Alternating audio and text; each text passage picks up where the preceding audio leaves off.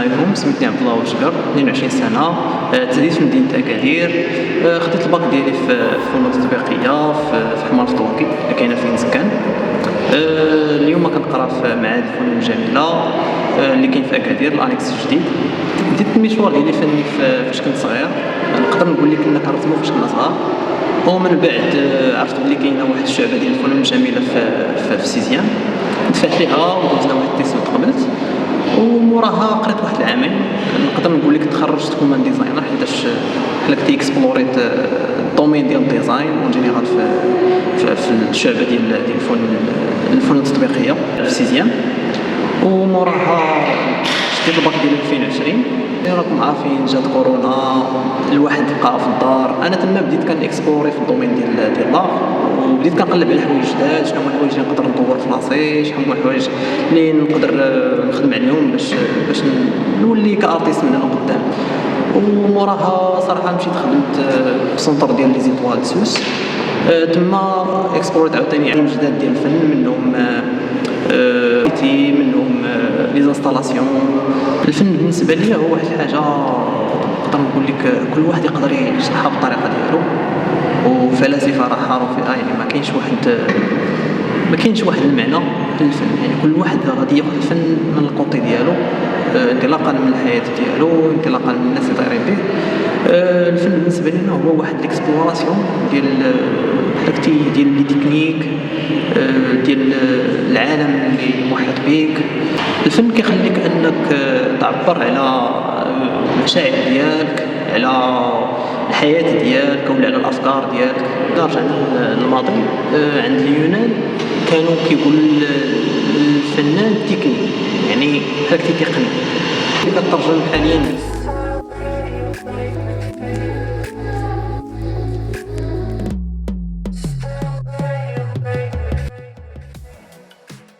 تقنية الفن اللي خدمت. اول حاجه بديت بقلم الرصاص، من موراها خدمت بالستيلو وملونت حتى هما، يعني خدمت بالتلوين.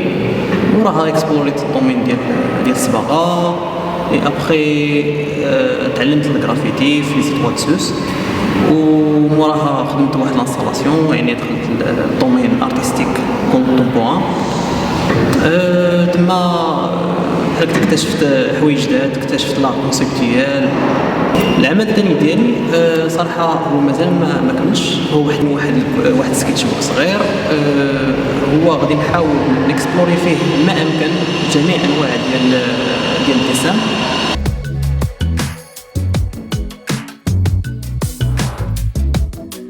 العمل الثاني ديالي هو انشوفيترومون، اللي هو التشابك. هي واحد الانستالاسيون كنت صيبتها في واحد لا ريزيدونس ديال لي زيتوال سوس، فونداسيون ديال لي زافا.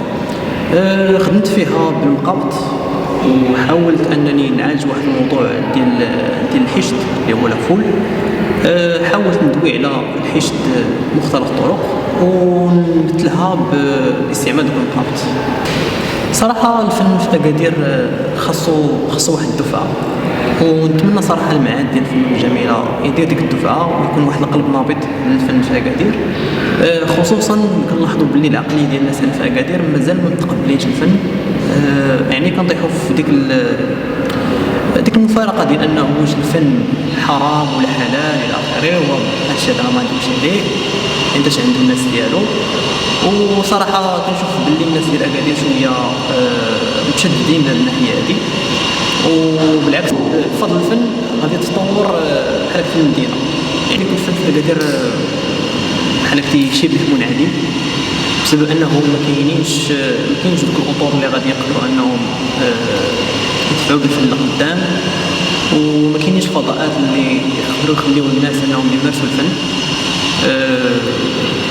بصراحه كنتمنى المعهد ديال الفنون الجميله يكون واحد الدفعه للفن، ولا يكون واحد القلب نابض ديال الفن في اكادير.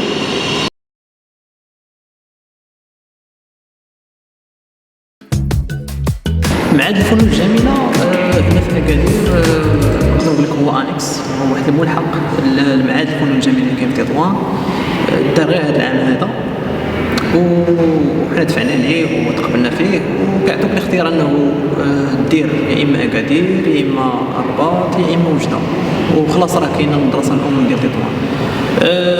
باش تقبل في شي مدينه من هادو كتقبل على حسب الاستحقاق ديالك، يعني كتختار اختيار وانت كتقبل على حسب الاستحقاق. كيتفرق ثلاثه ديال الشعاب، منهم الديزاين، لار ولا بون ديسيني.